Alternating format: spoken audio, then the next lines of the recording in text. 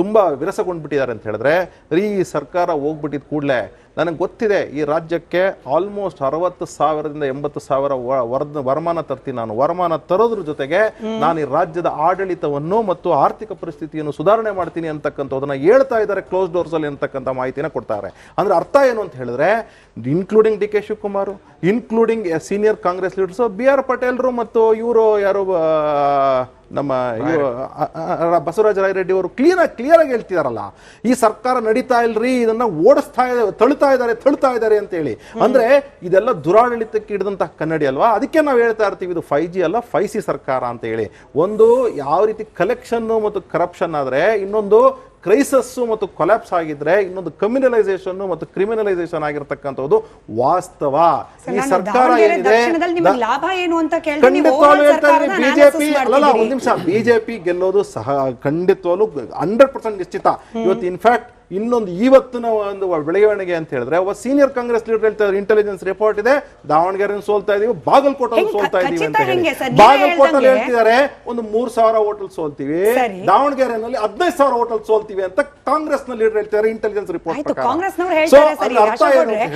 ನೀವೇ ಹೇಳಿದ ಹಾಗೆ 80% ಓಟು ಬಂದ್ಬಿಟ್ಟಿದೆ. ಬಟ್ ನೀವೇ ಹೇಳಿದ್ದು ಪೂರ್ತಿ ನಮಗ್ ಬಂದಿಲ್ಲ, ಇಟ್ಸ್ ಡಿವೈಡೆಡ್, ಇಂಡಿಪೆಂಡೆಂಟ್ ಹಾಗೆ ನಮಗೆ ಅಂತ ಹೇಳಿ. ಹಂಗಾದ್ಮೇಲೆ ಗೆಲುವು ನಮ್ದು ಅನ್ನೋ ಕಾನ್ಫಿಡೆನ್ಸ್ ಈಗ ಬನ್ನಿ ಕ್ಯಾಲ್ಕುಲೇಷನ್ಸ್ ಬನ್ನಿ. ಈಗೇನು ಅಂತ ಹೇಳಿದ್ರೆ 55,000 ಲಿಂಗಾಯತ ಓಟು, 80,000 ಮುಸಲ್ಮಾನರ ಓಟು, ಮಿಕ್ಕಿರ್ತಕ್ಕಂಥದ್ದು ಎಲ್ಲ ಸೇರಿದ್ರೆ ಸುಮಾರು 65,000 ಓಟು. ಕನ್ಸಾಲಿಡೇಷನ್ ಆಗಿರ್ತಕ್ಕಂತಹದ್ದು ಬೇರೆ ಓಟ್ಸು ಒಂದ್ ಕಡೆಗೆ. ಎರಡನೇದು ಲಿಂಗಾಯತ್ ಓಟ್ಸು ಸಹ ಬಿಜೆಪಿಗೆ ಬಂದಿದೆ, ಜೊತೆಗೆ ಮುಸಲ್ಮಾನ ಓಟ್ಸ್ ಬಂದಿದೆ. ಎಷ್ಟಾಯ್ತು ಅಲ್ಲಿಗೆ ನೀವೇ ಕ್ಯಾಲ್ಕುಲೇಟ್ ಮಾಡ್ಕೊಳ್ಳಿ, ಜನರೇ ಕ್ಯಾಲ್ಕುಲೇಟ್ ಮಾಡ್ಕೊಳ್ಳಿ. ಇದೆಲ್ಲ ಆದಾಗ ನೀವು ಕಾಂಗ್ರೆಸ್ ಬಂದಿರತಕ್ಕಂತಹ ಓಟು 40,000 ಬಂದಿದ್ರೆ ಅಕಸ್ಮಾತ್ ಇಂಡಿಪೆಂಡೆಂಟ್ ಒಂದು 25,000 ಬಂದಿದ್ರೆ ಬಿಜೆಪಿಗೆ ಸುಮಾರು ಏನಿಲ್ಲ ಅಂದ್ರೆ 70-75,000 ಬಂದಿದೆ ಅಂತಕ್ಕಂಥದ್ದು ಕ್ಯಾಲ್ಕುಲೇಷನ್, ಅರ್ಥಮೆಟಿಕಲ್ ಕ್ಯಾಲ್ಕುಲೇಷನ್ ಅಥವಾ ಪೊಲಿಟಿಕಲ್ ಅನಲಿಸ್ಟ್ ಮಾಡ್ತಕ್ಕಂಥ ಕ್ಯಾಲ್ಕುಲೇಷನ್. ಅಂದ್ರೆ ಅರ್ಥ ಏನಂದ್ರೆ ದಾವಣಗೆರೆನಲ್ಲಿ ಖಂಡಿತವಾಗ್ಲೂ ನಾವು 15,000 ಮೇಲೆ ಗೆಲ್ತೀವಿ. ಅದೇ ಬಾಗಲಕೋಟೆಯಲ್ಲಿ ಇವರು ಹಣದ ಒಳೆ ಹರಿಸಿ, ಇದು ಬೈ ಎಲೆಕ್ಷನ್ ಆಗಿರಲ್ಲ, ಬೈ ಎಲೆಕ್ಷನ್ ಅದರಿಂದಾಗಿ ಹಣದ ಒಳೆ ಹರಿಸಿ ಮಾರ್ಜಿನ್ ಕಡಿಮೆ ಮಾಡಿದಾರೆ ಅಷ್ಟೇ. ಆದ್ರೆ ಖಂಡಿತವಾಗ್ಲೂ ಅಲ್ಲೂ ಗೆಲ್ತಾ ಇದೆ. ನಿಮ್ಮ ಅನಾಲಿಸಿಸ್ ಕರೆಕ್ಟ್ ಆಗುತ್ತಾ ಅಥವಾ ಕಾಂಗ್ರೆಸ್ ನ ಕಾನ್ಫಿಡೆನ್ಸ್ ಗೆಲ್ಲುತ್ತಾ? ಜಾಸ್ತಿ ಏನ್ ದಿನ ಇಲ್ಲ, ಚುನಾವಣಾ ಫಲಿತಾಂಶ ಬರುತ್ತೆ. ಬಟ್ ಅಶ್ವಿನ್ ಅವರೇ, ಈಗ ಜಮೀರ್ ಅಹಮದ್ ಅವರೇ ನಿಜವಾಗ್ಲೂ ಚುನಾವಣಾ ಪ್ರಚಾರಕ್ಕೆ ಹೋಗಿಲ್ಲ ಅನ್ನೋದೇ ಸತ್ಯ ಅನ್ಕೊಂಡ್ರು ಕೂಡ, ಹೌದಪ್ಪ ಸಮುದಾಯಕ್ಕೆ ಪ್ರಾತಿನಿಧ್ಯ ಕೇಳಿದ್ವಿ, ಕೊಟ್ಟಿಲ್ಲ, ಸಮುದಾಯದ ಪರವಾಗಿ ನಾನು ನಿಲ್ಲಬೇಕು, ಹಾಗಾಗಿ ನಾನೇನು ಅಲ್ಲಿ ಹೋಗ್ಬಿಟ್ಟು ಸಮರ್ಥಕ್ಕೆ ವೋಟ್ ಹಾಕ್ಬೇಡಿ ಅಂತ ಹೇಳಿಲ್ಲ, ನಾನು ದೂರ ನಿಂತಿದ್ದೀನಿ, ನನ್ನ ಪರವಾಗಿ ಪಕ್ಷದ ಇತರರು ಹೋಗಿದ್ದಾರೆ, ಖುದ್ದು DCM ಹೋಗಿದ್ದಾರೆ, CM ಹೋಗಿದ್ದಾರೆ, ಇಡೀ ಕಾಂಗ್ರೆಸ್ ಪಕ್ಷದ 8ಕ್ಕೂ ಹೆಚ್ಚು, ಇನ್ಫ್ಯಾಕ್ಟ್ 10ಕ್ಕೂ ಹೆಚ್ಚು ಜನ ಮಿನಿಸ್ಟರ್ಗಳು ಆನ್ ಗ್ರೌಂಡ್ ಇದ್ದು ವರ್ಕ್ ಮಾಡಿದ್ದಾರೆ. ಕೇವಲ ಜಮೀರ್ ಅಹಮದ್ ಅವರು ಹೋಗಿಲ್ಲ ಅಂದ ಕಾರಣಕ್ಕೆ ಕಾಂಗ್ರೆಸ್ ನಲ್ಲಿ ಎಲ್ಲವೂ ಸರಿ ಇಲ್ಲ, ಭಿನ್ನಾಭಿಪ್ರಾಯ ಇದೆ, ಇದರಿಂದ ಬಿಜೆಪಿಗೆ ಅನುಕೂಲ ಆಗುತ್ತೆ, ಇದು ಸರಿನಾ ಅಂತ ಲಾಜಿಕ್? ಪಕ್ಷಗಳನ್ನ ದೂರದ್ದು ಈಗ ಒಂದು ಸ್ವಲ್ಪ ದೂರವಾದ ಮಾತು, ದೂರದ ಬೇಡ. ಈಗ ಜಮೀರ್ ಅವ್ರದ್ದು ಟಾಪಿಕ್ ತಗೊಂಡಿದ್ದೀವಿ. ನನ್ನ ತಾಯಿ, ನನ್ನ ತಂದೆ ಎಲ್ಲವೂ ನನ್ನ ಪಕ್ಷ JDS ಇದ್ದಾಗೆ, ನನ್ನ ರಾಜಕೀಯ ಗುರುಗಳು, ನನ್ನ ರಾಜಕೀಯ ಭೀಷ್ಮರಾದಂಥ ಪೂಜ್ಯ ದೇವೇಗೌಡ್ರೆ ನನ್ನ ಎಲ್ಲ ರಾಜಕೀಯಕ್ಕೆ ಕಾರಣಕರ್ತರು. ಕುಮಾರಣ್ಣವ್ರನ್ನ ಬಿಟ್ಟು ನಾನು ಒಂದಿನೂ ಇರಲ್ಲ ಅಂತ ಹೇಳಿ ರಾಜಕೀಯವಾಗಿ ಬೆಳೆದಂಥ ಜಮೀರ್ ಅವರು ಅವತ್ತು ಸನ್ಮಾನ್ಯ ಸಿದ್ದರಾಮಣ್ಣ ಅವರಾಗಲಿ, MP ಪ್ರಕಾಶ್ ಅವರಾಗಲಿ ಪಕ್ಷದಿಂದ ಹೊರಗಡೆ ಹೋಗಂಗೆ, ಚಲುರಾಯ ಸ್ವಾಮಿ ಅವರಾಗಲಿ, ಬಾಲಣ್ಣ ಅವರಾಗಿರಲಿ, ರಮೇಶ್ ಬಂಡಿ ಸಿದ್ದೇಗೌಡರಾಗಿರ್ಲಿ, ಭೀಮಾ ನಾಯಕ್ ಆಗಿರಲಿ, ಇವ್ರದೊಂದು ಟೀಮೇ ಸೆಟ್ ಮಾಡಿ ಅವ್ರನ್ನ ಹೊರಗಡೆ ತೆಗೆದು ನಾವು ಪಕ್ಷವನ್ನ BJP ಜೊತೆ ಮರ್ಜ್ ಮಾಡಿ BJP ಜೊತೆ ನಾವು ಹೋಗ್ಬೇಕು ಅಂತೇಳಿ ಸರ್ಕಾರನೂ ರಚಿಸಿ ಜಮೀರ್ ಅವರು BJP ಜೊತೆ ಇದ್ದಾಗಲೇ ಅವರು ಸಚಿವರು ಕೂಡ ಆಗಿದ್ರು.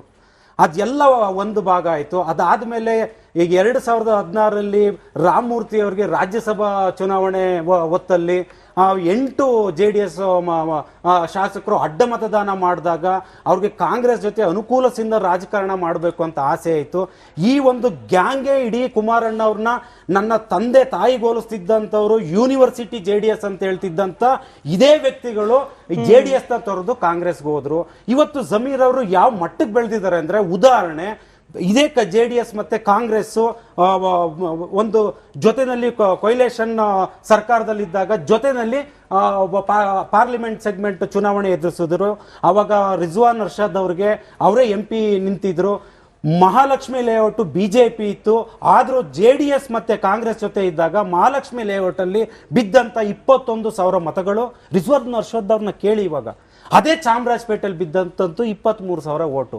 ಅವಾಗಲೇ ಅರ್ಥ ಮಾಡ್ಕೊಳ್ಳಿ, ಜಮೀರ್ ಅವರು ನಾನು ಕಾಂಗ್ರೆಸ್ ಅಲ್ಲಿ ಹೇಗೆ JDS ಅಲ್ಲಿ ಎಲ್ಲಾರನ್ನೂ ಹೊಡೆದು ಆಳ ಅಂತ ನೀತಿನ ಕಲ್ತ್ಕೊಂಡು ಬಂದ್ರು. ಇವತ್ತು ಇಲ್ಲಿಗೆ ಸಲೀಂ ಅಹಮದ್ ಇರ್ಬೋದು, MLC ಜಬ್ಬಾರ್ ಇರ್ಬೋದು, ರಿಜ್ವಾನ್ ಅರ್ಷದ್ ಇರ್ಬೋದು, ತನ್ವೀರ್ ಸೇಠ್ ಇರ್ಬೋದು, ಹ್ಯಾರಿಸ್ ಇರ್ಬೋದು, ಖಾದರ್ ಸಾಹೇಬ್ರು ಇರ್ಬೋದು, ಇವರೆಲ್ಲರನ್ನು ಮೀರಿ ನಾನು ಪಕ್ಷಕ್ಕಿಂತ ಮೀರಿ ನಾನೇ ಅನ್ನೋದನ್ನ ಜಮೀರ್ ಅವರು ಕಲಿಸ್ಕೊಂತ ಬಂದ್ರು.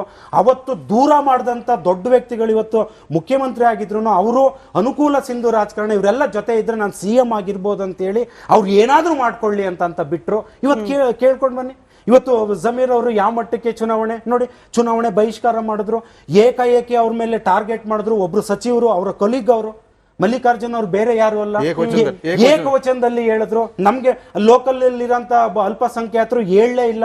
ಅವ್ರದೇ ಪರವಾಗಿರುವಂತ ಇರ್ಫಾನ್ ಪಾಷಾ ಅಂತ ಇದ್ದಾರೆ, ಅವ್ರ ತಂದೆ ಕಾರ್ಪೊರೇಟರ್ ಆಗಿದ್ರು. ಇವರು 2 ಬಾರಿ JDS ಅಲ್ಲಿ ಇದ್ದಂಥವ್ರು ಪುನಃ ಅವ್ರ ಜೊತೆ ಹೋಗಿ ಗೆಲ್ಲಿಸ್ಲೇಬೇಡಿ ಅಂತ ದಾವಣಗೆರೆನಲ್ಲಿ ಹೋಗಿ ಹೇಳ್ಕೊಂಡು ಬಂದ್ರು.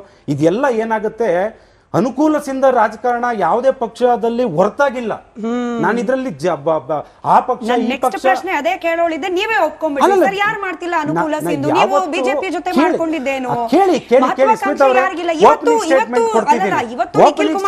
ಕುಮಾರಸ್ವಾಮಿ ಅವರು ಹೇಳ್ತಿದ್ದಾರೆ CM ಆಗಬೇಕು ಅಂತ ಕನಸು ಕಂಡಿದ್ದಾರೆ ಆಲ್ರೆಡಿ ಕುಮಾರಸ್ವಾಮಿ ಅವರು. ಅನುಕೂಲ ಸಿಂಧು ರಾಜಕಾರಣ ಯಾರು ಮಾಡೋದಿಲ್ಲ. ಕುಮಾರಣ್ಣವ್ರು CM ಆಗಿ ನಾವು ಕನಸು ಕಾಣ್ತಿದೀವಿ, ಪಕ್ಷದ ಕಾರ್ಯಕರ್ತರು ಅಂದಂಗೆ ನಾವೇನು ಇನ್ನೊಂದು ಪಕ್ಷದವ್ರ ಜೊತೆ ಬನ್ನಿ ಅಂತ ಹೇಳ್ತಿಲ್ಲ. ನನ್ನ ಪಕ್ಷದ ಕಾರ್ಯಕರ್ತ ನಾನು ಆಸ್ ಎ ಕಾರ್ಯಕರ್ತ ನಾನು ಆಸೆ ಪಡ್ತಿರೋದು ಅದನ್ನ ಅವ್ರು ಹೇಳ್ತಿದ್ದಾರೆ. ಅವ್ರೇನು ಯಾವ ಇನ್ನೊಂದು ಪಕ್ಷ ಜೊತೆ ನಾವು ಸೇರ್ಕೊಂಡು CM ಆಗ್ಬೇಕು ಅಂತ ಹೇಳಿಲ್ಲ. ಮೈತ್ರಿ ಪಕ್ಷ ಇದ್ದಾಗ ಮುಖ್ಯಮಂತ್ರಿ ಓಪನಿಂಗ್ ಸ್ಟೇಟ್ಮೆಂಟ್ ಕಂಪ್ಲೀಟ್ ಮಾಡ್ಬಿಡ್ತೀನಿ. ಕುಮಾರಣ್ಣವರಾಗ್ಲಿ, ಸನ್ಮಾನ್ಯ ನಿಖಿಲ್ ಕುಮಾರಣ್ಣವರು ಎಲ್ಲೂ ಹೋಗಿ ನಾವು CM ಆಗ್ತಿದ್ದೀವಿ ಮುಂದೆ 2028ಕ್ಕೆ ಅಂತೇಳಿ ಕಾರ್ಯಕರ್ತರನ್ನ ಹುರಿದುಂಬಿಸ್ಬೇಕು. ಕಾರ್ಯಕರ್ತರ ಸಮಾವೇಶಗಳಾದಾಗ ಹೇಳ್ತಿದ್ದಾನೆ ಅಂದಾಗ ಕಾರ್ಯಕರ್ತರು ಆಸೆ ಪಡ್ತಿರೋದು. ಬಿಜೆಪಿಲಿ ಇಲ್ವಾ? ಬಿಜೆಪಿಲಿ CM ಆಗ್ಬೇಕು ಅಂತ ಆಸೆ ಇಲ್ವಾ? ಹಾಗೆ ಅವ್ರವ್ರ ಪಕ್ಷದಲ್ಲಿ ಆಸೆ ಇರುತ್ತೆ. ಅನುಕೂಲ ಸಿಂಧು ಅಂತ ಏನು ಕರ್ದೆ ಅಂದ್ರೆ ನೀವು ಅರ್ಥ ಮಾಡ್ಕೋಬೇಕು. ಇಲ್ಲಿ ಸನ್ಮಾನ್ಯ ಸಿದ್ದರಾಮಣ್ಣ ಅವರು ಕುರ್ಚಿ ಉಳಿಸ್ಕೊಳ್ಳೋ ಆಸೆ, ಸನ್ಮಾನ್ಯ DK ಶಿವಕುಮಾರ್ ಅವರು ಕುರ್ಚಿ ಕಿತ್ಕೊಳ್ಬೇಕು ಅನ್ನೋ ಆಸೆಗೆ ಹೇಗೋ ಜಮೀರ್ ಅವರು ಒಂದನ್ನ ಪರವಾಗಿ ನಮ್ಮ ಪರವಾಗಿ ನಿಲ್ಲಿ ಅಂತ ಒಬ್ಬರು ಅವ್ರು ಏನಾದ್ರೂ ಮಾಡ್ತಿದ್ರು ಬಿಟ್ಬಿಡೋಣ ಅಂತ ಅನ್ನೋರು DCM ಅವರು. ಹಾಗಾಗಿ ಇಲ್ಲಿ ಜಮೀರ್ ಅವರು ಒಂದು ಪಕ್ಷ ಒಡೆದು ಬಂದಂತವ್ರು, ಪಕ್ಷ ಹಾಳು ಮಾಡ್ಬೇಕು ಅಂತ ಹೊರಟವ್ರು. ಕಾಂಗ್ರೆಸ್ನ ಮುಗಿಸೋಂಥದ್ರಲ್ಲಿ ಏನ್ ಜಮೀರ್ ಅವ್ರಿಗೆ ದೊಡ್ಡ ವಿಚಾರ ಅಲ್ಲ. ಈಗ ಹೇಳ್ದೆ ನೋಡಿ, ಒಬ್ರು ಅಲ್ಪಸಂಖ್ಯಾತರ ನಾಯಕರು ಕಾಂಗ್ರೆಸ್ ಅಲ್ಲಿ ಬೆಳೆಯಕ್ ಬಿಟ್ಟಿದ್ದಾರೆ ಹೇಳಿ. ಸಲೀಂ ಅಹಮದ್ ಅವ್ರಿಗೆ ಏನಾದ್ರೂ ಜಾಸ್ತಿ ಜಮೀರ್ ಅವ್ರ ಬಗ್ಗೆ ಮಾತಾಡಿದ್ರೆ ಅಷ್ಟೇ, ನೆಕ್ಸ್ಟ್ ಇನ್ನೊಂದು ಸ್ಟೇಟ್ಮೆಂಟ್ ಕೊಡ್ತಾರೆ. ರಿಜ್ವಾನ್ ಅರ್ಷದ್ ನಾನು ಎಕ್ಸಾಂಪಲ್ ಕೇಳಿದೆ, ತಗೊಳ್ಳಿ, ಚಾಮರಾಜಪೇಟೆ ಬರೀ 23,000, ಮಹಾಲಕ್ಷ್ಮಿ ಲೇಔಟ್ ಅಲ್ಲಿ 21,000 ಹೆಂಗ್ ಬಂತು? ಎಲ್ಲಿ ಕೆಲಸ ಮಾಡಿದ್ರು ಜಮೀರ್ ಅವರು? ತನ್ವೀರ್ ಸೇಠ್ ಅವರು ಮೈಸೂರಲ್ಲೇ ಇರಂಗ್ ಮಾಡಿದ್ರು, ಖಾದರ್ ಸಾಹೇಬ್ರನ್ನ ಎಲ್ಲಿರ್ಬೇಕು ಅಲ್ಲಿ ಮಾಡಿದ್ರು, ಜಬ್ಬಾರ್ ಅವ್ರಿಗೆ ಸೌಜನ್ಯಕ್ಕಾದ್ರು ರೇಷ್ಮೆ ಸರ್ ದಾವಣಗೆರೆನಲ್ಲಿ